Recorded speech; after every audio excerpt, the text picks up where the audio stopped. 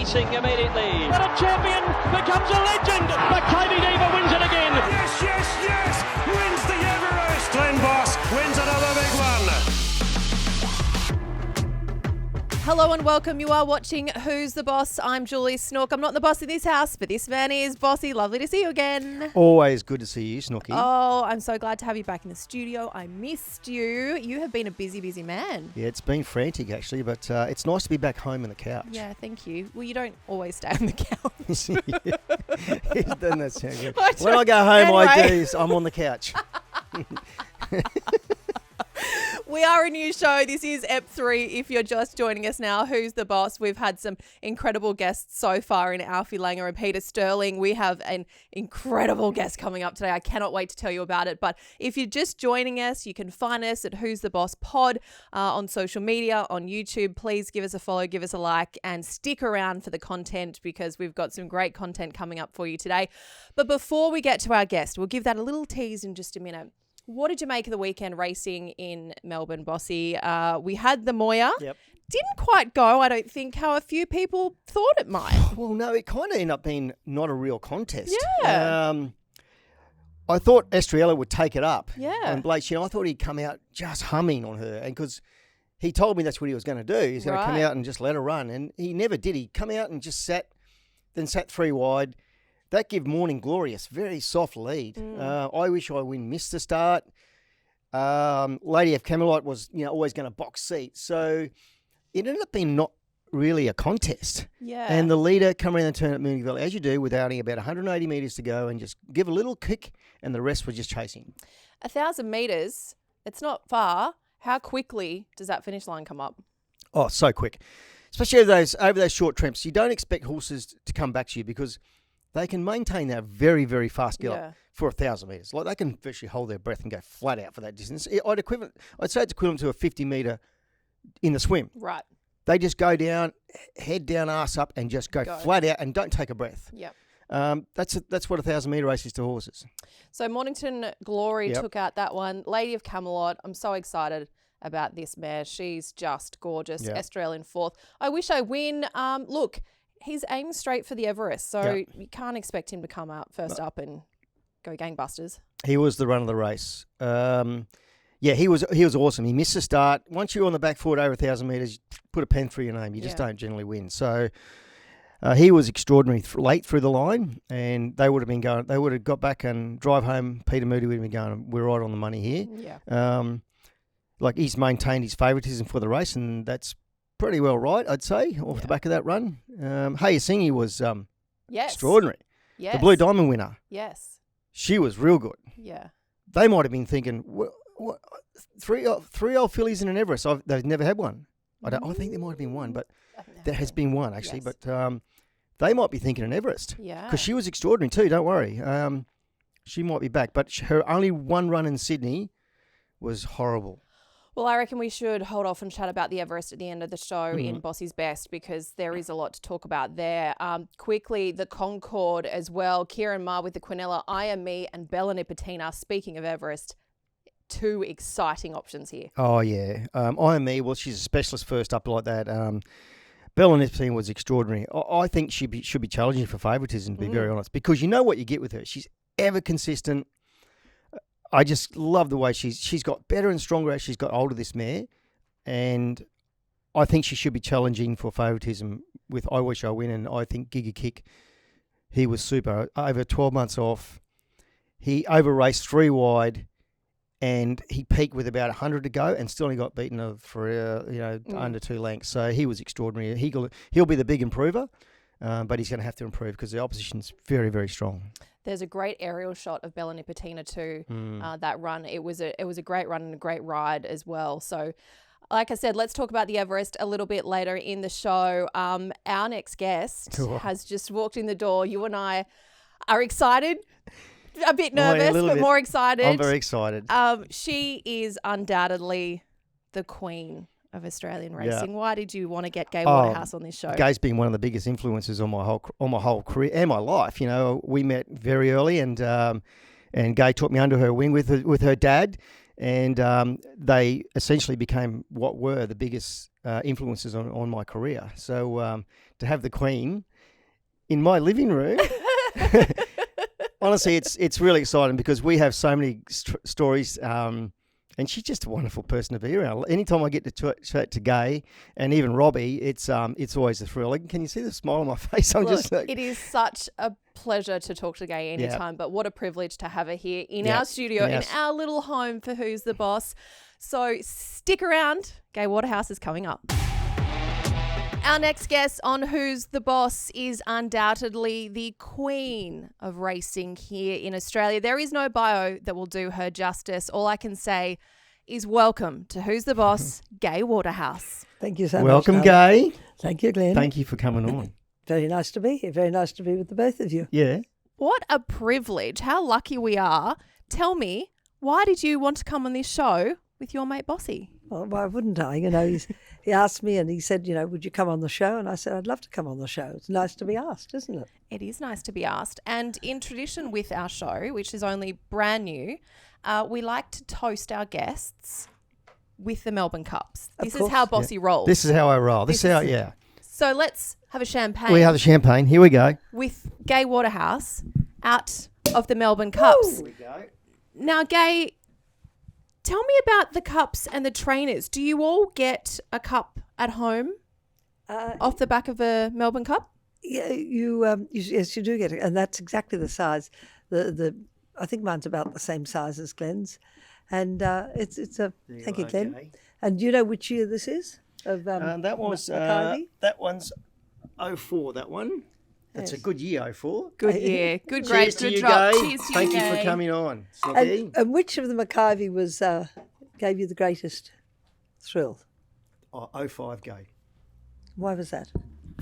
Well, I think 05, when you first won Gai, it's almost like a sense of relief, isn't it? Because it is our holy grail, and Lloyd Williams is, he spent a whole lifetime winning cups, and that's how important it is to us, right? And as you know, and you get that first one out of the way, it's almost like, whew, now I've got one. It's all the emotions that, when you won with Fiorente, it's like, I'd seen your face when you won. It was just, you can't describe those emotions. You can't describe it. Like, you can win derbies and slippers, which are all magnificent, but when you got one of these, like, I actually just walk past them in the house and they're there and I just smile because it brings back all that energy and that emotions that you felt. So, but for me, winning the third one in a row on her, knowing that in front of 120,000 people and all those millions that watched, it was like I was the first one that climbed Everest. Yes. I felt like Hillary, that no one's done this. Yeah. As you know, the things you've done throughout your career, you were a trailblazer throughout. You doing things that no one was doing, so you fully understand where I'm coming from. I understand completely. Yes. Yeah. It was funny this year with the 8th golden slipper. I was really nervous about it, and nervous that we had 5 horses in the race, and I thought, we've got a big representation in the slipper. If we can't win it. And we had a lot of pressure on us with Storm Boy because he'd just been sold for the multi-million-dollar deal, and so it was great relief. I know the feeling. I think you were striking last year in 2-year-old races at 60-odd%. That was like a year like you've never had. Well, we'll have the same, if not better, this. Yeah, I think so. What is it about the 2-year-olds, Gai, that you love? Well, it's interesting that the stallion making race in Australia is not the Melbourne Cup or the derbies. It's the slipper, and as Glen knows because he won on Sebring for me. Yep. You need a very tough horse. It's more like a 1,400 metre race. It's pressure. Yes. Only the best go into it, and only the best win it, or even run a place in it. So, and they then go on to be the trailblazers or the stallions that we go to, Snitzel, Fastnet Rock, Savabeel. The year that I had Dance Hero, he beat all those horses. Yeah, he did. Every single one of those. If you read through it, you go, bloody hell. Yeah, gosh, this horse, Dance Hero, who was a gelding and never went to stud, my gosh, he beat all these stallions. Well, he won the Triple Crown. Alini? I won the champagne on him after. That's right, you did. Yes, he was a proper. He was He was probably one of the best 2-year-olds I think you've ever trained. You'd ever trained. Yeah. I agree. I could often say that he was like a street fighter. Yep. He'd come out. People used to say to me, "He never wins by fire." I said, "He wins." So That's Gai all used to, like, she'd have a massive team. I'm talking a big team of 2-year-olds, and it'd all come out, and she'd be watching and watching, go, that's the one. No, that one goes away. You know, they come out in a bit of a string and say, that's one. It's incredible, her eye for detail. And that comes from your dad. Oh, very much so. Very much so. Incredible eye for detail. No, Dad had the most retentive memory and the most amazing eye, and could see horses he hadn't seen for ages, and straight away recognised them. And that he played everyone on a break. I had a story about TJ. I don't even think you know this one, Gai. The old hut, and TJ towards the end he'd roll up in his Rolls Royce at the 2,000 metre mark, That's right. Because I was riding work for Gai every day, so I'd wait for TJ at the gap at the 2,000 metre, because you have to walk across the course proper, then say the A grass, the B grass, the dirt, so you have to walk across 5 or 6 tracks, and I'm not kidding you, I'm getting chills about this now. We would walk together and we'd be talking away, and TJ, you think, would have his head down, and 20 horses would go past working, and then he'd go, "Oh, what's that, son? What's that one, son?" And I'd say, "Oh, TJ, that's March Hare." Or it'd be Saintly, or he would see all these horses go past, but the only one he'd pick would be the Group 1 horse. That'd be And right. he'd done this all the time, and it used to blow me away. So he had something that was a gift, that to be able to see things that we couldn't see. Absolutely. And the last thing he said to me before he passed away, he said to me, "Oh," he said, "you make a man sick." He said, "I keep backing your 2-year-olds and you can't win a 2-year-old race." I said, "Oh, well," I said, "you just break them down." It's typical taught of. Yeah. He said, "Funny, I've won 7 golden slippers." And anyway, that passed away that weekend when I went up to wherever it was I was going, and when I came back, he'd passed away. But it's interesting, he was right, and that probably those words, those final words to me, really pushed me on to say, "Look, come on, pull up your socks, Gai, get this act together." You're someone that if someone says no to, or you can't do it, it's unbelievable. You just dig your heels in, and you prove them right. Prove them wrong. You prove yourself right. Yeah. It's almost like they wave a red flag at you, go bullshit, and you roll your sleeves up, and you actually prove them wrong. Basically, 100% of the time. It's incredible how you do it. Yeah, well, I love doing what I do. I enjoy being around the horses. I love being around the people in racing, be it from the jockeys or the boys or girls in the stable to the owners. They're an interesting group of people. Sometimes a little bit hard to sort of, the different, what it's like being a jockey. It's a difficult life because, you're wasting a lot of the time. People don't realise, your life is really about starvation. Not so much for you, because he's the most bumless jockey I've ever seen in my life. and it's interesting with jockeys because most of them carry their weight in their thighs and their bottom. Yeah, don't they? I've got neither. No, I've got no, nothing notice of that. that. You don't know how lucky you are. Well, but people didn't see behind the scenes how much work I was doing. That's a pun. You know what I mean? All the gyms and all the sessions I used to do, which no one's seen, and they're like, "Oh, geez, you always lie." So yeah, because I work my butt off. You work it. But basically, Another pun. Gai, do you remember the first time that you met Glen Boss, or you saw him and you thought, he's got a big career ahead of him? Well, you start to zone in on jockeys as they really start to come on the scene, and Glen was riding very well, and I could see that his style would suit my horses. And, I don't know how we got together, but we did. He wants to be riding winners. I want a jockey that's in form. I don't want an out-of-form jockey because they can cost you a fortune. well, the first time we actually did meet, you probably don't even remember. A horse called Beachside. I won the Ipswich Cup on you. Your license had probably only been 6 months old, and you sent a mare up to Ipswich for the Ipswich Cup, and she had 52 kilos, and I rode her and she won. That was the first time we actually did meet. I'd And forgotten that. a year later, I was introduced to you and TJ, and I started working down at Randwick and riding for you. It was quick turnaround. It was amazing. And it's amazing the great jockeys that have come out of Queensland, isn't it? Oh, yeah. So it's interesting. In Queensland, everything happens very short and sharp with racing. They train over 4 furlongs, and they have great gate speed, terrific gate speed, which is so important with Australian racing. And you see it in America all the time. And then as you come to Sydney, there's still speed, but not as quick as Queensland. And then you go to Victoria, they're more off the speed coming home. It's quite interesting. It is interesting, yes. From Gai Waterhouse's perspective, what makes a good jockey? What sets a good jockey apart from the rest? Got to have timing. They've got to understand timing. Yep. If you don't understand, it's like a football player.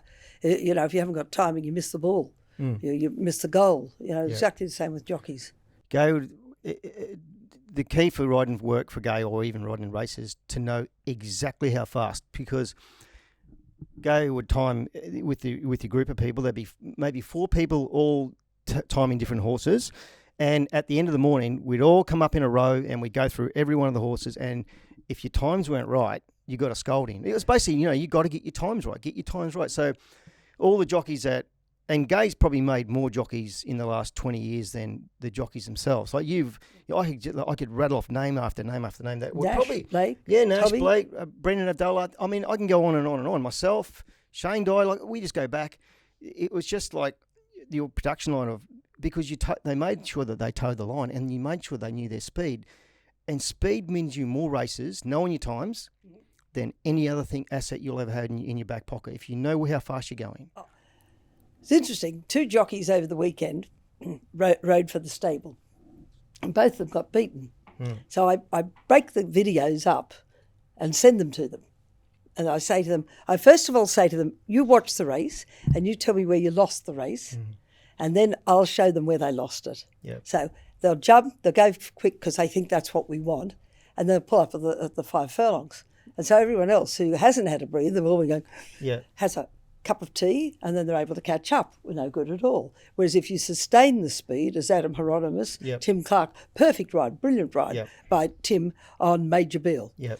Before the race, as we chat, I said to him, you want to ride this horse really aggressively. I said, because he's been out of the winner's circle for 2 years, but I put him over the jumps through the winter. I said, you ride him aggressively because he'll either win it or he'll run nowhere.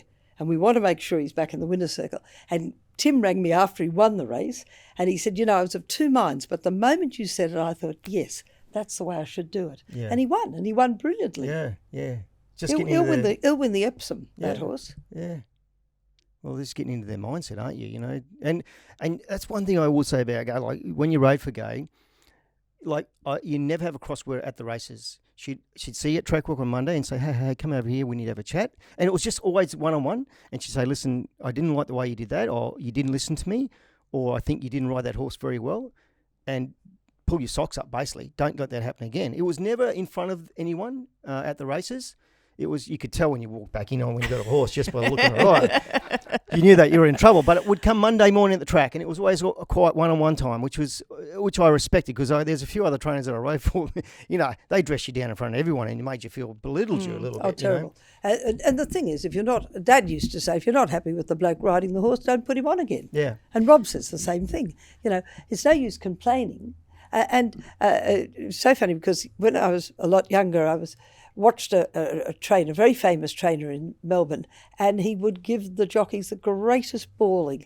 And I thought to myself, you know, that's embarrassing and demeaning for both the jockey, and it's also demeaning to the trainer. Yeah. You know, because you're showing a side of you that even if it is there, why show it to people?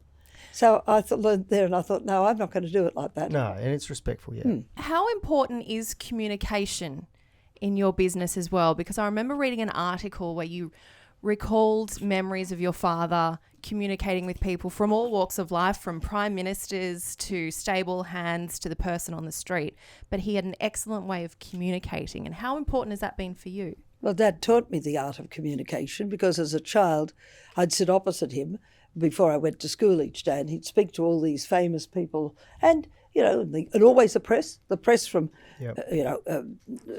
Elliot to all of them, Max President, all of them would ring Dad in the morning to get because we didn't have emails, we didn't have WhatsApp, we didn't have TikTok, we didn't have any of the things. Texas. You are great with social media. Well, social media is our communication now, and I think the trainers, especially overseas, don't use it enough. People want to be able to say to their mate like once upon a time we'd have the newspaper and you say, hey, you see what Bossy said? You see what he said about my horse at the pub? Nowadays you show the phone, you say, you see what she sent me? Yeah. That's my horse. Yeah.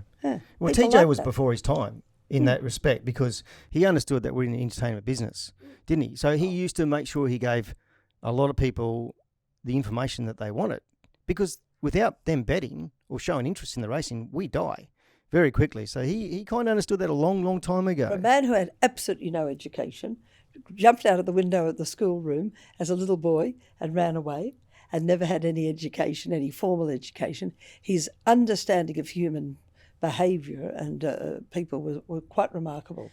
If I can just ask you to hold your mic up for me, Gai, because I'd like to hear more and more of these stories. More and more? More and more of these stories. It's so easy to get swept up in Gai's stories.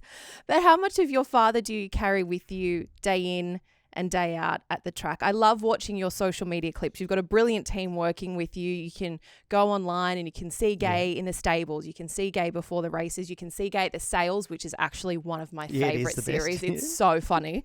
But how often do you stand there and the words of your dad is playing over in your head, or something that he taught you, or something that you learned along the way? Well, probably nearly everything I do is shaped on what my father taught me.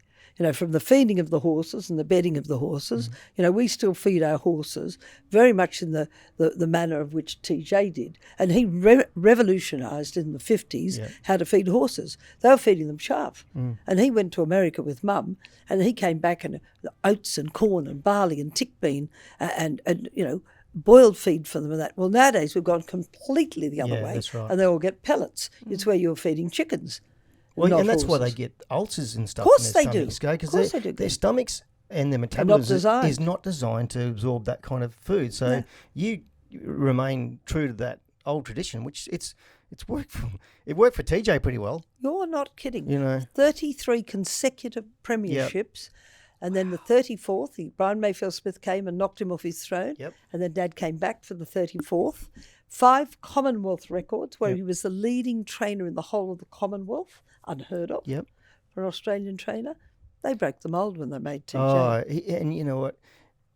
TJ and Val would turn up to the races and immaculate, weren't they? They were Very just much so. like Val was just a magnificent looking woman, and she was just so classy. But TJ, even in track work, he looked magnificent. He just always dressed well, and he was proud, wasn't he? Very proud person. Yeah, very much so. And well, he'd worked very hard for everything he had. Now, excuse me, I'm going to have another little sip. You may have it. And you know what? That's a great idea, Gai. Yeah, we'll do I'm that going to as have well. a sip of my champagne out of a Melbourne cup, because this is a treat that never gets old.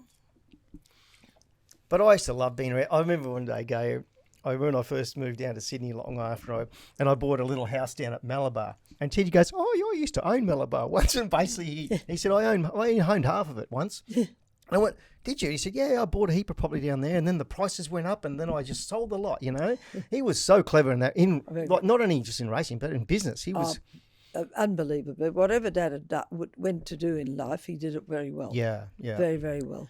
I want to ask you just back on the presentation. Now, I'm a bit of a traditionalist when it comes to racing attire, Gai. I will preface this question with that. Both of you are always dressed immaculately. What do we think of the current state of racing fashion in Australia? You asking me? I'm asking both of you, because you both turn up to the track Well, I looking just think, very sharp. I think times have changed, and trends have changed. Like what we were wearing in the 30s and 40s and 50s, and not what we're wearing now, and like in the 70s even. But I think, but the shorts need to be at the racetrack. Oh no, shorts shouldn't be at the races, but maybe in Queensland, maybe in the warmer weather. But you've got to go with trends, and you've got to go with younger people, and you've got to let younger people express themselves in the way they like. If you say to the younger people, "No, you're not wearing shorts," and that's a trend at the time, you're missing out on a big chunk of young people that won't go to the races that day. Regardless of what you think, we need... fashion has been a big part of racing. Fashion's a huge part of racing. So we need that generational But is there something to be said for maintaining the tradition? I'm not saying you have to all dress the same, but maintaining a hint of that tradition, a hint of that elegance that so many people have fallen in love with, that element. What do you think, the Gai? racetrack What do you experience? Well, I think what you say is quite true, Glenn, because you want variety, and people like variety. And years ago, I went to Warwick Farm, and I had a pair of culottes on. Culottes are like a pair of shorts, and they're bit. And I got stopped going into the member stand because I was not in correct attire, be it a skirt or...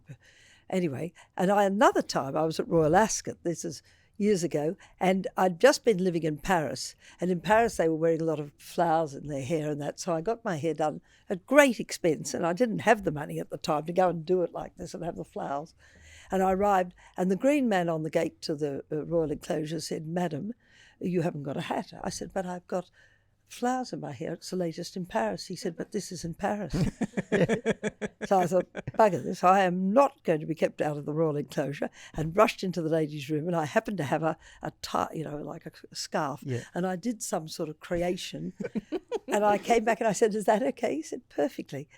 Wow. Oh, good. Got back into it was very funny. So, look, they do have rules and regulations. But, as Glenn said, if the girl turns up at the races, she wants to wear a mini skirt. Nowadays, they do show a lot of boob, they do show a lot of leg. It might be what you or I want to wear, but, we can wear what we want and they can wear what they want. Yeah.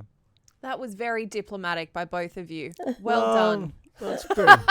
I thought it was pretty right. I mean, we've all got. That's the thing about sport, racing, or in life. Everyone's got an opinion, right? And it's good to sit down and have a bit of a bash about an opinion and what you think. And we're not. We both could be wrong. Snookie could be right, but that's just an opinion. No, right? I'm probably wrong. Yeah. Don't you worry about that. Speaking of your time in Paris, Gai, there are a lot of people that may or may not know this, but prior to your racing career, you were pursuing the arts. What happened? Why did you not stay with the arts? Why did I not stay in the theatre?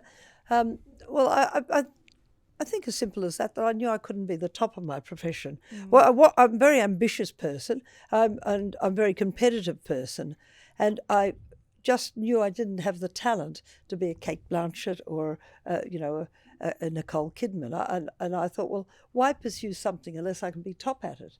And Dad had been sort of saying, come back to Australia, come home to the family business. Even though when I joined the family business, it wasn't as easy as, I had an uncle who didn't really want me there. And, as a lot of family businesses can be, they can be quite difficult. Well, the AJC fought you hard, didn't they? Yes. So. Anyway, it was good. It was a good training for me, and it gave me great self-assurance. And it also taught me to project myself and have confidence in myself. And, I worked all the way from in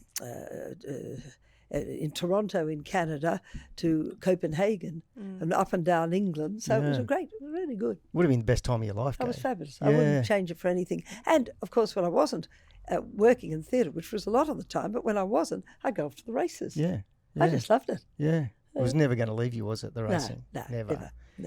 Too much. I imagine it teaches you a lot of resilience as well, the acting business. I think the thing that taught me resilience was racing. You really do get a few kicks in the jaw in racing, but Glenn would have had it, and I've had it, and you've just got to have a very thick skin. You really do. Yeah, a lot of those times are in private, though, won't they, Gai? You'll get a kick in the bum, and they're a private matter, and you sort of deal with it yourself, and you just get on with life. Because guess what? When you stop or even start to slow down in racing, you finish. You're going backwards because it's moving quickly all the time. So even if you stop for a moment, you're losing ground. So you can't afford to do that, especially in racing. Especially you just can't, because you just can't afford to stop. Well, I always say to people, they say, "Oh, isn't this wonderful, the Melbourne Cup or the Golden Slipper or whatever it is?" I say, "Look, that was yesterday. I'm looking for what's going to be tomorrow. I'm looking for my next gold, my next cup, my next whatever it is." What is your next goal? Well, I must say I would like to win the Cox Plate. I've been placed in it many times over many years, and I do think we've got a couple of horses that have got great chances in it. And I'd love. I said to Adrian, I said, a Cox Plate throws you into the international, whereas if you can win the Epsom or the Metropolitan or whatever, they're great races, but they don't throw you into the world stage. Yeah, there's no doubt. It's our best race. No, Melbourne Cup's our greatest race, but the Cox Plate is our best race. And the reason is it's weight for age, so the horses are weighted for their age, and it's the best horses over 10 furlongs.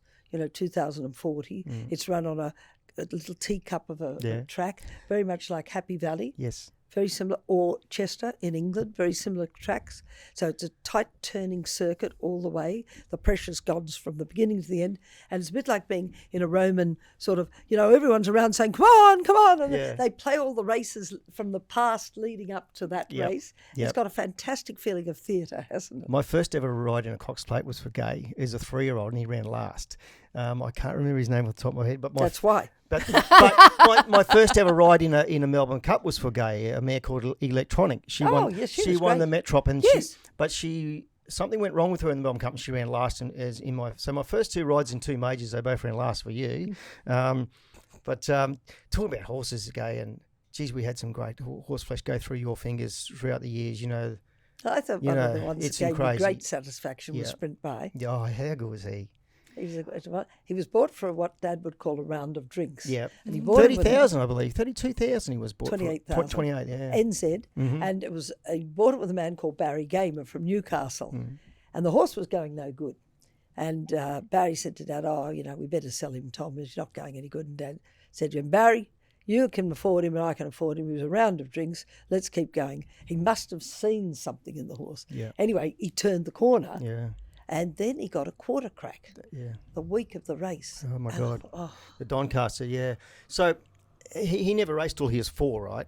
And we took him out for a Hawkesbury maiden over 1,400 metres, and he nearly got put through the fence, and he was tailed off last at Hawkesbury before the new Hawkesbury, and he ended up winning.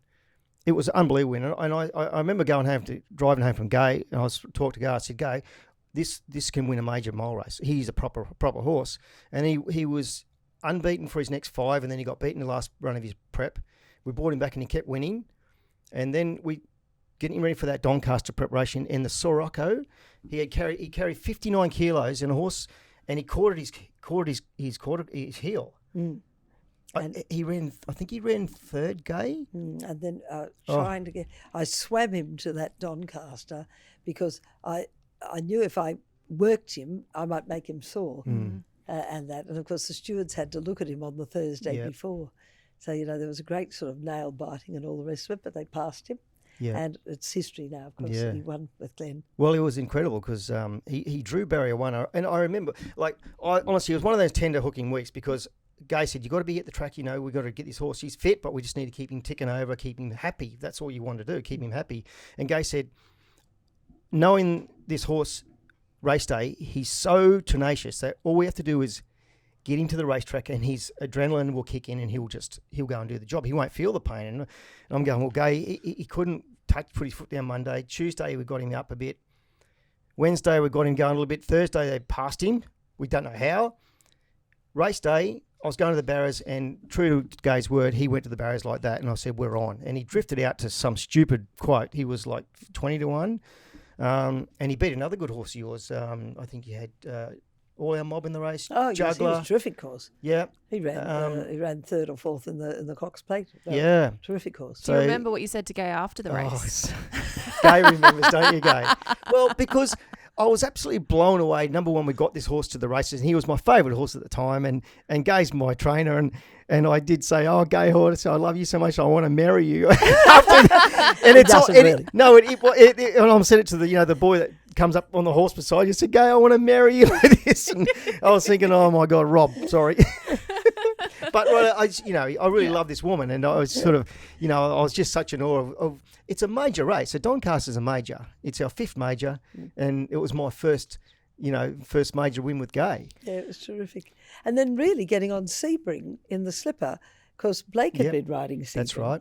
And then, as luck would have it, I was in Hong Kong. Yes. I was riding in Hong Kong, and Gai gave me the call, would you come back and ride this horse called Sebring? And he was touted as he would be very hard to beat. And poor Blakey, but you've helped him out last year with turned that around for him. Well, but, luck comes around. Luck comes around, doesn't it? It does. And it was interesting because, if I remember, you had him in on the fence, and I thought, bloody hell, yeah, he's got on the fence. How's he going to win this race?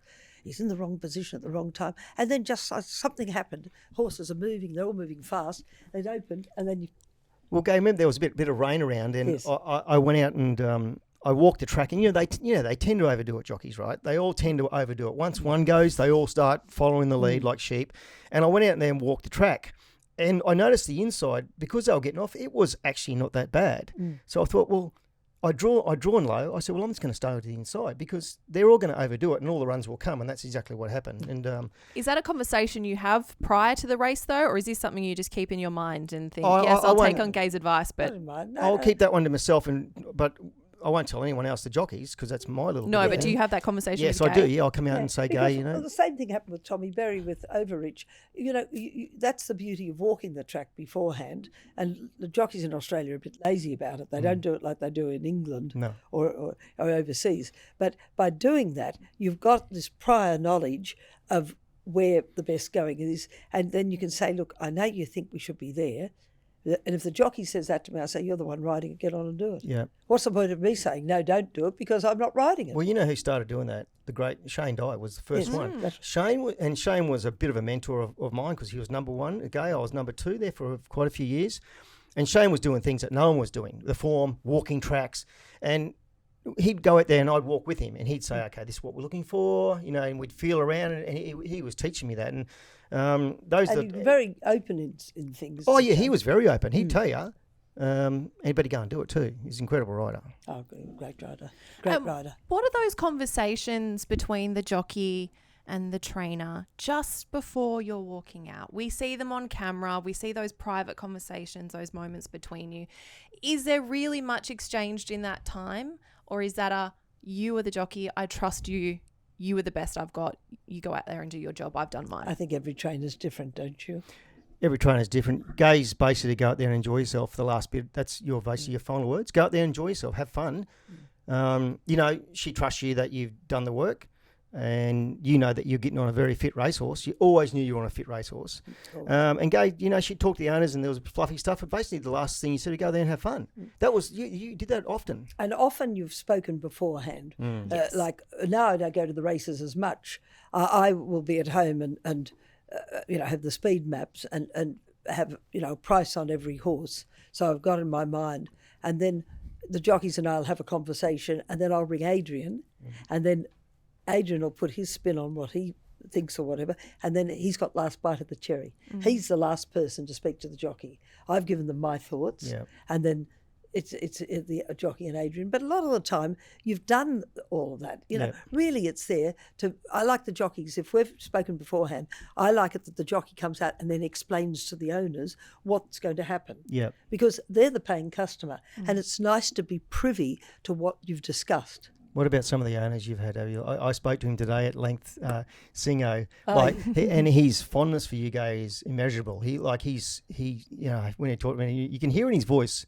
I said, I'm going to have Gai on today on my podcast, and you can just tell his voice lit up.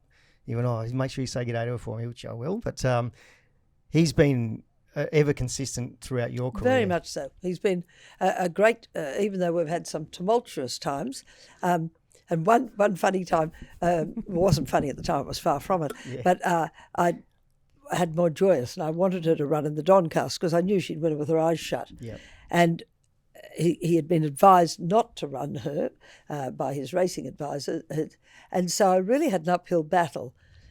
And I rang him and I said, look, she's a good thing. She's an absolute lay-down mazere. You know, there's no discussion. You've just got to let me run her. Blah, blah, blah, blah, blah, blah. Anyway, I said, he said something, if she doesn't win, I'm sacking you. I said, oh, well, you sack jockey, you sack trainers like you sack your wives. Yeah. That was not quite the right thing to say. He blew up and went ballistic at me and down went the phone. And I rang Rob immediately. I said, oh my gosh, I said the most stupid thing. But I could feel the steam coming up my ear. And Rob said, someone has to apologise. So I went and had a swim. I came back and I wrote, darling, please, you know, forgive me. And he wrote immediately, like he was sitting by the computer, all is forgiven. Yeah. You know, so. And that's probably one of his longest, best relationships to date. Well, it is, you know. Yeah. I met John Singleton. I came back from overseas in the 70s and Dad said, there's one man you've got to go and see is this Singo. And he was living in Rose Bay at the time. So I knocked on the front gate and no one opened. So I walked through and got to the house and knocked on the front door and no one answered. So I walked around the house and got down to the pool and there was this mound of flesh lying by the pool. And Mr. Singleton. Of course, no one answered. No one was home. And anyway, so I thought, well, I've got to talk to him. Dad said, I've got to talk to him. So I got some water and threw it on him and woke him up. He said, let's go down the pub and we'll have a chat about what you want to do in life, which was, of course, acting. We went down to the pub at Rose Bay, and that's where we met and where our friendship started. That's an amazing story. I never knew that one. Gai, I'd like to ask you some quick fire questions. Just the answers off the top of your head, the first thing that comes into your mind, just so we can learn a little bit more about Gai Waterhouse. First of all, dream job outside of racing. Being a grandmother. Yeah. Oh, That's a it. grandmother. And oh my God, I see you with your grandchildren. Aren't they I love beautiful? it. Absolutely love it. Well, Gosh, how is being a grandmother different to being a parent? you're not, as I think any grandmother listening to this or grandfather, you're slightly removed in that they go home most times, and you're not trying to you're shaping them, but it's not that one-on-one. Come on, we've got to get to school. We've got to do this. We've got to do that. It's much more as a friend and an older friend, and the love that you have with them, and vice versa, is very heartening. So I think it's that feeling. Yeah. It's a little bit hard to describe, but all grandparents that I know that love their grandchildren all have the same feeling. Absolutely. It's universal. And it's so lovely to watch your parents become grandparents too. It's such a privilege, and to see it's almost I think it's watching our childhood all over again, but we get to sit back and appreciate it from a different perspective this time around with grandparents. And knowing someone that's there to back you up. Yeah. And to be there for you and to make sure that it helps at work. I didn't have grandparents. All my grandparents had passed away when I was born. So to be one and to have that relationship with Rob was lovely. Awesome. Guilty pleasure. What's Gai Waterhouse's guilty pleasure? Probably the hairdresser. Yeah. Oh, how often? Quite often. Yeah. The hair is never out of place, Well, to be she fair. looks magnificent all the time. She really does. I think, I don't believe in Botox and all this other tox. And I think that as you get older, if you can keep your hair nice and you look after your skin and your figure, you've got a chance of a longevity. And I work in a man's world and a young person's world, and I want to be part of it, and I want to stay part of it. So, Kate said to me only 2 years ago, she said, if you spent more time exercising, Mum, and less time at the hairdresser, well, I've turned it around. Oh, yeah. Since I had a knee operation earlier this year, I've done a lot more exercise because I thought, well, I've got to get full flexion. Look at you go. Oh, dancing queen. Not bad. Okay, what is the one horse? Who is the one horse you always wish you had trained? Oh, well, you'd love to have a Linny. You'd love to have, MAKYBE, DIVA. You'd love to have Winks. I mean, any horse that's doing well, that's a really supreme athlete, of course you'd love to train it. For sure. But this isn't to be. No. So you should be happy with your lot, and you should be very happy in making your horse that champion. That's what I do. Who is the most famous person in your phone? Rob. Yes. It used to be Her Majesty's. I was expecting that to be the answer, That to be used to be fair. No, Rob's well and truly the most famous and most important person in my life. And at the 100%. top of the favourites list. Yeah. He's at the top of the favourites. The yes. most frequent. Yes, most frequent. No, I get the short shifts when I try to ring him. I said, once upon a time, you'd sit and listen to every word I said. Oh. And now you say, go on, yes, thanks. Stop it. Similar in our household, Gai. Oh, it drives you crazy. Hugh, did you hear that? Behave. Yeah. If you were to interview you, if you were sitting here and had to ask you a question, what question would you like to ask? I think really, or I suppose what most people ask me is, why don't you want to retire? Why don't you want to do this? Which I get sick of hearing. But the reason is that I like working, and I think work's very important. I think it's important for all age groups. And when I went to Griffith the other day to see my cousin, who was the head librarian for 26 years, Christine Delgiganti, I used to work in Griffith from the age of 14 in the paper store of my uncle, Pat Smith. And I think work's very important. So, Well, why would you retire? Because you've just got this amazing partnership now with Adrian Bott. unbelievable.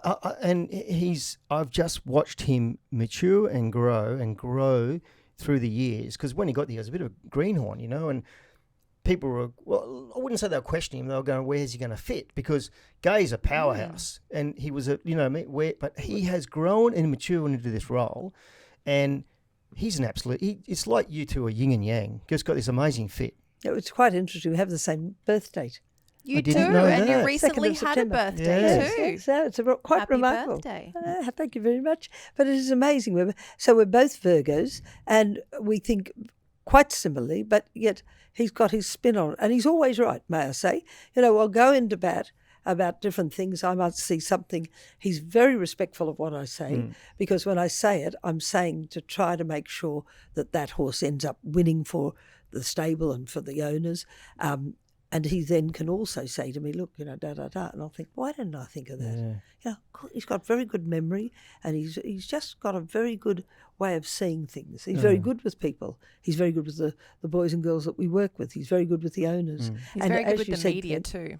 and great with the media. Yeah. But And he's grown. You've got to remember that, this was basically a kid, and everyone expected me to put different people in that position. But he was the only person who came with the money. When it came to buying my business, he said, would you sell your business? I said, yes.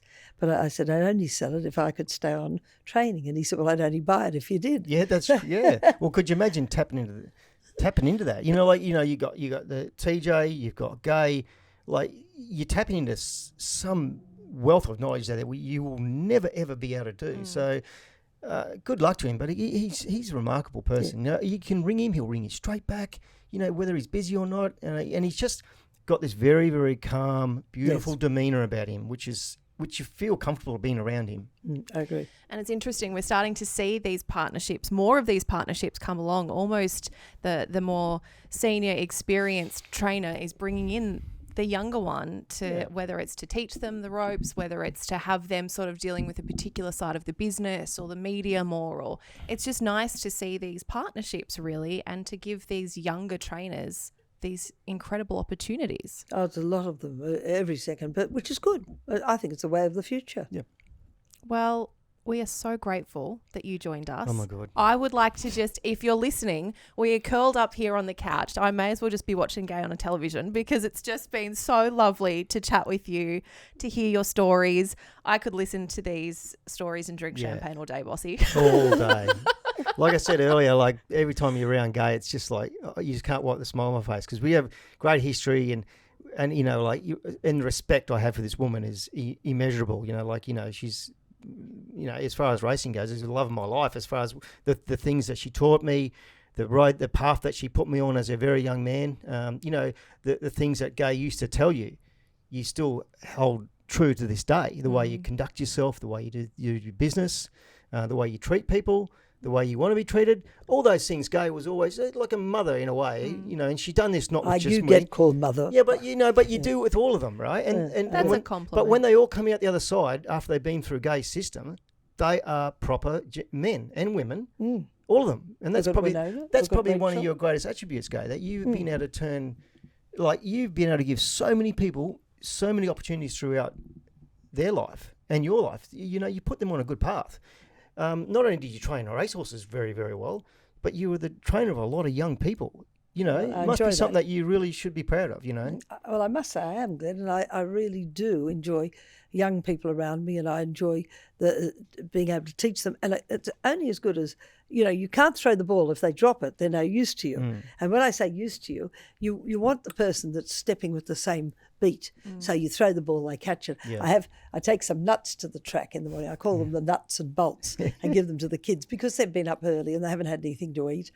And when they're not looking, I'll say, so-and-so will, and I'll throw them like that. And to see how that quickly they can catch them or not. It's really funny. Yeah, that's awesome, Gai. Well, before we let you go, Gai, quickly, who is the horse in your stable to watch this spring? Well, I think you saw him on Saturday, Royal Patronage. I think he's the closest horse I've got to Ferrante. Wow. Terribly impressed with him. I love the stayer, Elias, who trialled on Monday, but he's already won 2 races, a French horse. Storm Boy was impressive. Storm Boy's outstanding. Well, Gai, he is an impressive-looking individual. He looked incredible. Wow, he looks like a Ferrari, a black one. Exactly. But his trials were...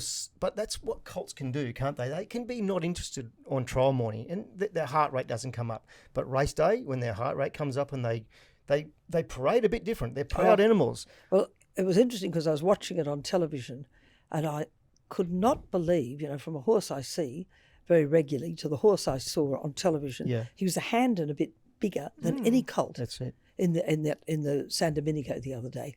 And I went like that, and I said to Adam Hieronymus after the race, I said, I couldn't believe how he pumped himself up. He said, Gai, it was amazing. He said, when I got on him, you could feel him like this.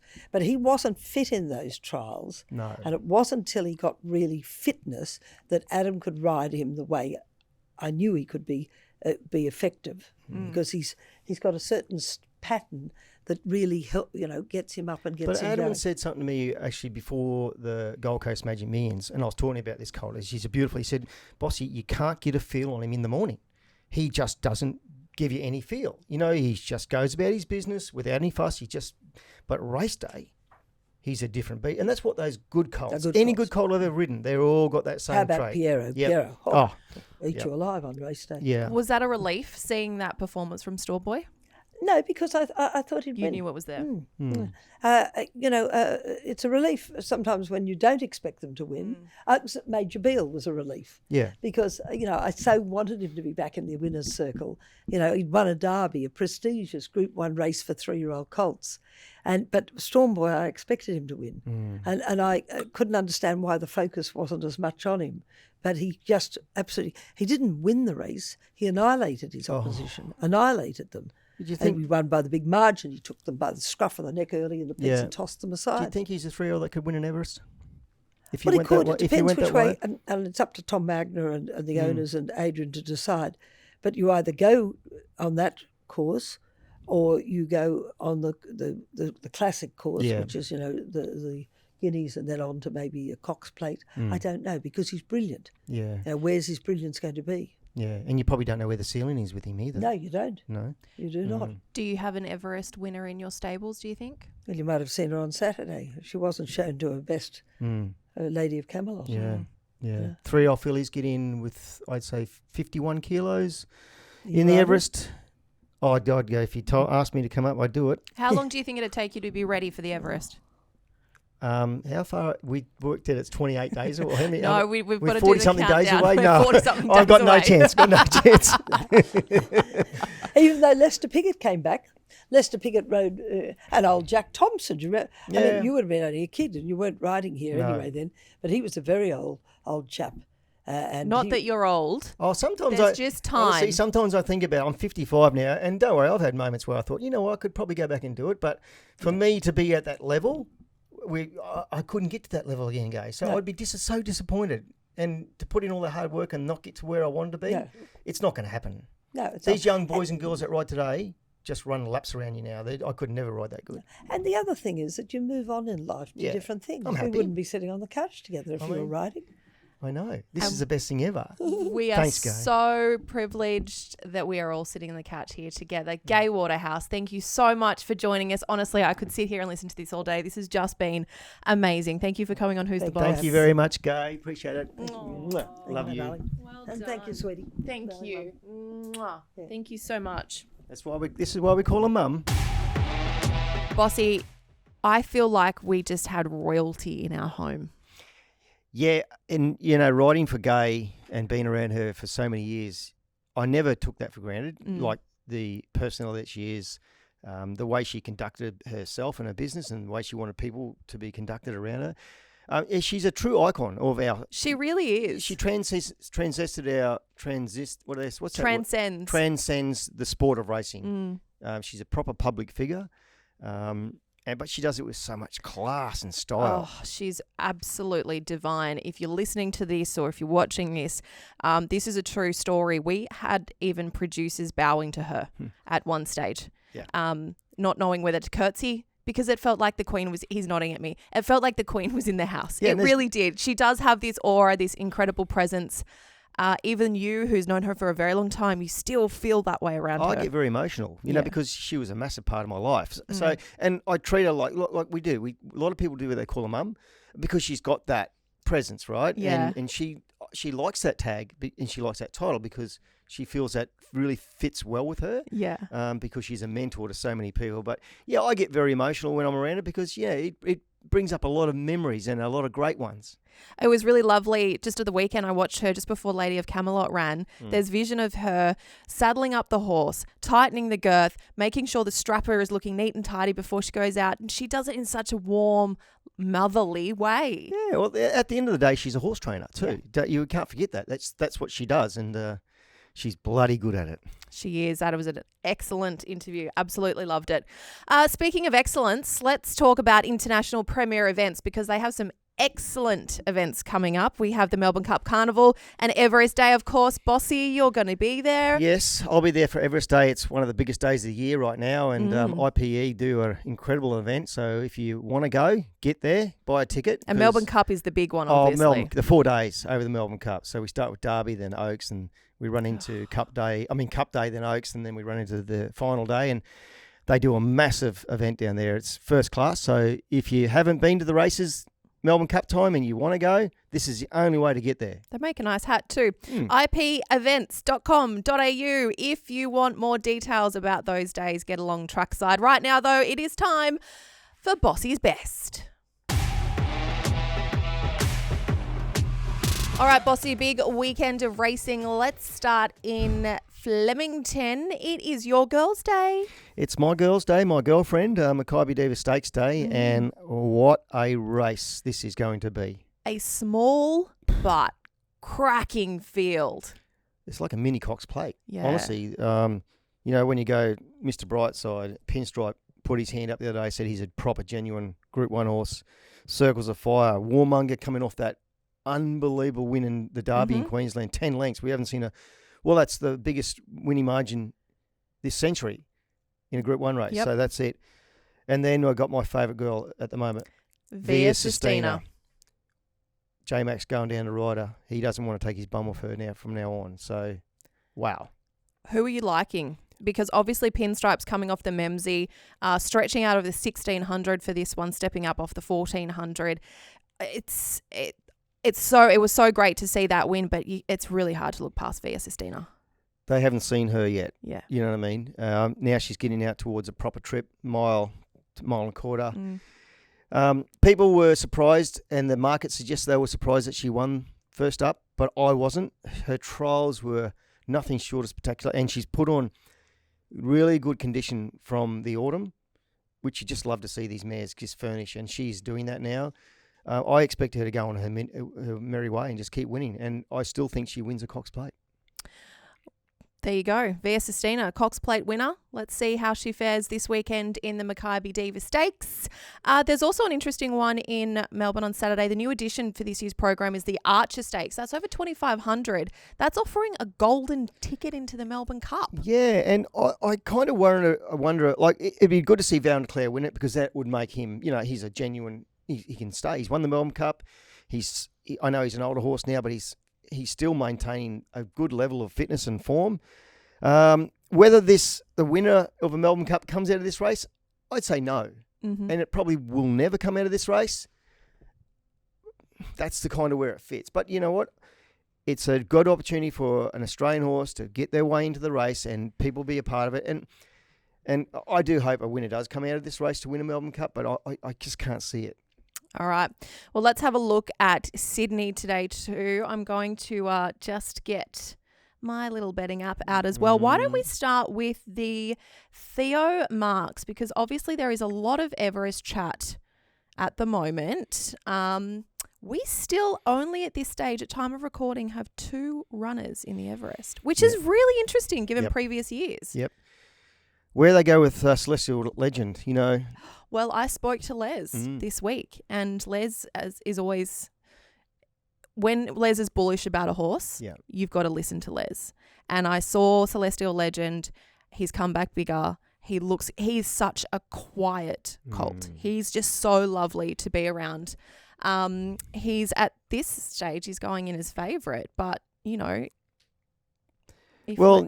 horse he's only had a short career so far, and he's already won a Doncaster. He's a very dominant animal. Well, be it he won a Doncaster with 50 kilos on his back, but only good horses win Doncasters. That's proven. So Karen McAvoy's back. Yeah, Karen McAvoy's back on him. So after this, where do they go? Do they think about an Everest? I don't know. I don't know if he's good, sharp enough over that. It's a specialist distance. 1,200 metres is a specialist distance, and I don't think that's his best distance. And I did ask Les that question, and Les said, to be honest, when you've got $20 million on the line, of course I've thought about that. Of course. But he said, can he win it?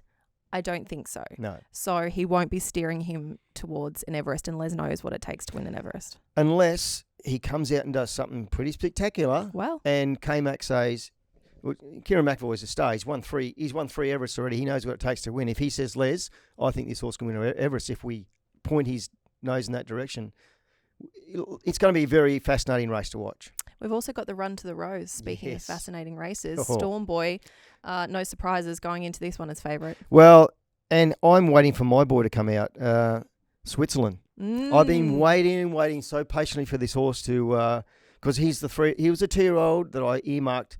That will be the proper 3-year-old because he was a very juvenile, still maturing horse. Storm Boy was unbelievable today, and Gai said how good he was. But I've just got I've got a feeling about Switzerland. I think he might be the one. I'm also looking forward to seeing Linebacker because in his gallops, he has looked like a beast. Well, this is the thing, Snookie. This time of the year, you get these 2-year-olds, which, you didn't quite see as 2-year-olds because they weren't ready. But they were in the fringes. They were running well. No one spoke about it, but they come back as 3-year-olds, and all of a sudden they put their hand up because they're stronger, mature, and they're ready to go. So I love spring. I just love early spring. I just love to see these young 3-year-olds show their wares because you just don't know where they're going to come from. We also have the Shirako Stakes in Rose Hill. And Jolie Star, no surprises. No, just keeps doing what it's doing. Eh? It's proper. Yeah. It's proper horse. It'll just keep winning. I don't see it not getting beat. It was such a convincing win last run too. Like that was... It puts them away very quickly, Snookie. It goes from there to there that quick. Yeah. And it looks like it does it with ridiculous ease. That's a sign of a very, very, very good horse. Would you put Jolie Star in the Everest? Yeah, possibly, yeah. Yep. At this stage of the game, hang on. Let's ask. Hey Siri, how many days until October 19? 37 days until October 19. Mm-hmm. All right, at this stage, give me 2. Who would you put in? That at this point? At this point. Oh, we've already got I Wish I Win in and Bustling. That's it. Yes. Well, with a month to go. Storm Boy's a big possibility. You would? Would you if you were Gai and Adrian, would you be? They're thinking about going deeper into the prep another way, but I think he's a specialist sprinter. Remembering that Coolmore own a slot. I know that, and I think he's a specialist sprinter. I don't think he's going to get. Once you get to I know I said this before. 1,200 meters is a specialist distance because once you start to go to 1,400 meters and a mile. It's a completely different ballpark. People can't understand an extra 200 metres for a specialist 1,200 metre horse. You might as well not even run them. They just don't get it, especially because the levels just go up and up. So I think Storm Boy is probably more of an Everest horse than he is a Guineas horse at this point because once you go to the Guineas a mile, I rode a very good horse called Swazier many, many years ago. He was an unbelievable sprinter. He went around the world, was the best sprinter in the world. I rode him in the Guineas over a mile, and he bolted with me like he ran third, but he couldn't run a mile. But he was so brilliant that he nearly ran the mile, but he never did. And we put him back to the sprinting ranks, and he just never got beaten. So that's what I think about Storm Boy. Well, we've still got Newgate GPI Racing to fill their slot, Star Arrowfield, the Australian Turf Club, Tab Godolphin, James Harron, John Camilleri, probably Paris in Sunshine there, Chris Waller Racing, Coolmore, Yulong. It is now getting down to a very interesting time with this Everest chat. And I know we've been talking about it a lot, but we're only a month out. I know they're keeping their cards close to their chest. And deals might have already been done. Yes, this is true. This is the thing, and we don't know yet. But Jolie Star probably might be in the mix. Just look at her record. You know how consistent she is. All right, let's see. Good days racing ahead of us this weekend. Another cracking ep, I do say so myself, of Who's the Boss, Bossy. I loved it. I'm loving this, Snookie. It gives me energy to come here and listen to people's stories. And some of them are my great mates. So I get nervous and I get excited. Are you getting nervous? Yeah, I'm getting nervous about doing this. But good feeling for me. I used to love the nerves, but to sit here and just let them go and tell their stories, and I get so entrenched. I feel like I'm going on this magic carpet ride with them. It's so much fun. It is a case of you could just sit and listen and talk for hours. For hours. Really. It's almost like a bit of a therapy session at times. Yeah, it is, isn't it? I'm probably the one that needs the therapy, but yeah. If you are watching us, this is Who's the Boss. You can find us on social media. You can find us where you find all your excellent podcasts, and of course on YouTube as well at Who's the Boss Pod. I'm Julie Snook. This is Bossy. We will see you again next time for Who's the Boss. Bossy, how good was that show? Snooky, my head is spinning. Stories. How good. To like and subscribe, click down here somewhere and make sure you join us for more over there somewhere. Somewhere.